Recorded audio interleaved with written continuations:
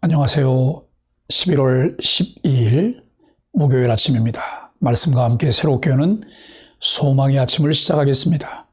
마틴 로이드 존스는 아무리 지성적이고 도덕적일지라도 복음을 떠난 것은 다 거짓이다 라고 말을 합니다.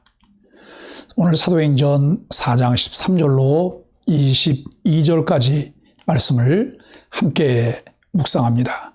이 말씀을 통해서 언제나 최선의 선택은 하나님 말씀을 듣는 것이라고 하는 주제로 함께 은혜를 나누려고 합니다.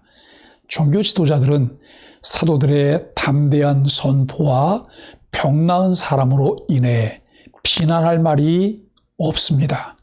그들의 표적에 대한 소문이 더 퍼지지 못하도록 예수의 이름으로 말하지 말라고 경고하나 사도들은 보고 들은 것을 말하지 않을 수 없다고 답합니다. 관리들은 백성을 겁내 사도들을 위협만 하고 석방합니다. 베드로와 요한을 보는 종교 지도자들의 시각이 어떤지를 13절의 말씀을 통해 알게 됩니다. 종교 지도자들은 베드로와 요한의 담대함을 주목하고 그들이 정식적인 랍비 교육을 받지 못한 보통 사람이라는 것을 알고는 놀라지 않을 수 없었습니다. 하나님을 경외하면 사람의 말보다 하나님 말씀을 듣고 따를 수 있습니다.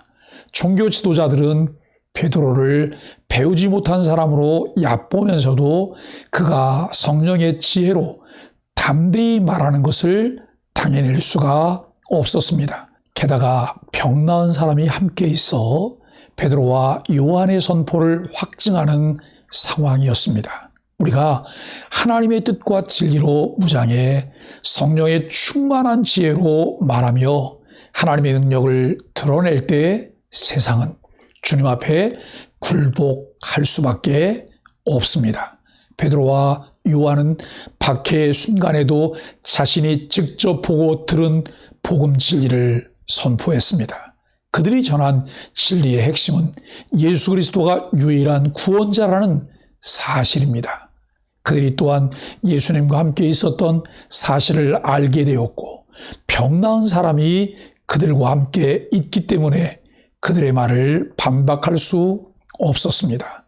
더 이상 논쟁으로는 사도들을 제어할 수 없다는 것을 인식하고 베드로와 요한을 잠시 밖으로 보낸 후에 의논을 계속하였습니다.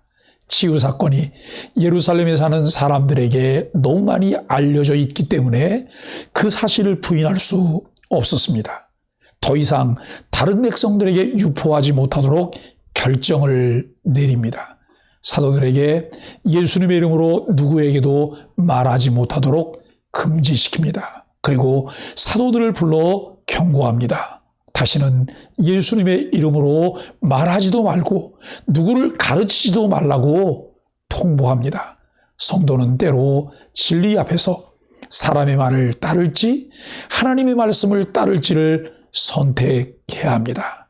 죽음의 위협 가운데서도 하나님 말씀을 따르는 용기는 오직 성령의 충만함으로 가능합니다. 베드로와 요한은 마치 서로 약속이라도 한 듯이 그들의 결정에 도전하며 하나님의 말씀보다 너희 말을 듣는 것이 하나님 앞에서 옳은지 너희가 판단하라고 대답합니다. 베드로와 요한은 자신들이 보고 들은 것을 말하지 않는 것은 불가능하다고 말합니다. 이들이 이렇게 말한 것은 증인에게 부여된 사명이기 때문에 그렇게 한 것이지만 그러나 그 위협 중에도 담대히 말할 수 있었던 이유는 그들 가운데 임한 성령의 능력으로 가능했습니다. 예수 이름으로 말하지 말라는 경고에 베드로와 요한은 무엇이라 답을 했었지요?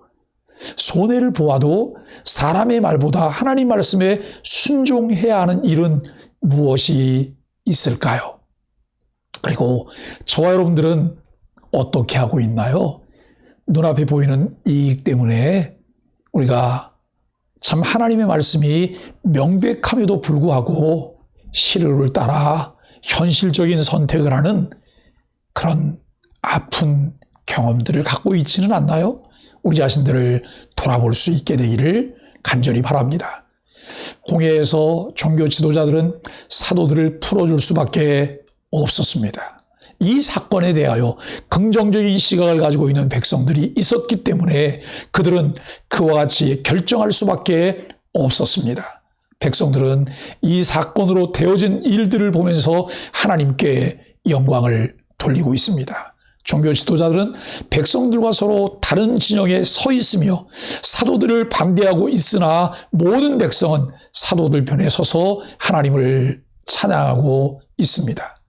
종교 지도자들이 사도들의 가르침과 전파하는 것을 반대하지만 백성들이 예수님의 이름으로 이루어진 치유 사건에 대하여 긍정적인 반응을 보이고 있기 때문에 사도들을 어떻게 처치할 수 없었습니다.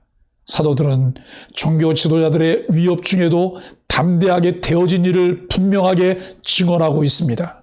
종교 지도자들은 자기들이 갖고 있던 종교적인 신념에 따라 무엇을 할 수 없었습니다. 그 이유는 백성들의 동향과 여론에 대한 두려움 때문입니다. 사람을 두려워할 때 소신껏 무엇을 할 수 없습니다. 그러나 사도들은 종교 지도자들의 위협 중에도 담대하게 말할 수 있었던 것은 하나님에 대한 두려움이 그들에게 있었기 때문입니다. 지체 장애를 앓다가 예수 그리스도의 이름으로 일어나 걷게 된 사람은 40살이 넘은 사람이라고 누가는 기록을 하고 있습니다. 이 사람뿐만 아니라 이 소식을 들은 모든 사람들이 하나님을 찬양합니다. 걷지 못하던 장애를 가진 자로 태어나 40년 이상 어려움 속에 살아왔는데 그 사람이 순식간에 완전하게 치유를 받은 사실은 사람의 일이 아니라 하나님의 놀라운 역사이기 때문입니다. 나사렛 예수 그리스도의 이름으로 이루어진 이 치유 사건은 베드로가 요엘 선지자의 예언을 들어 선포한 땅에서는 표적들이 있을 것이라는 말씀이 실현되고 있음을 보여주고 있습니다. 사람들의 이야기가 아니라 하나님의 말씀을 듣는 것이 왜 중요한지를 함께 묵상합니다. 신실하신 하나님을 알아갈 때 하나님을 경외하게 되며 거룩한 두려움을 갖게 된다고 하는 것이죠. 그저 공포와 무서움 때문에 두려워하는 삶이 아닌 하나님을 사랑하고 존중하는 참 그리스도인으로 하나님의 뜻을 찾고 분별하며 순종하여 은혜를 누리는 그리스도인으로 살게 되기를 주 예수 그리스도의 이름으로 축복합니다. 아멘.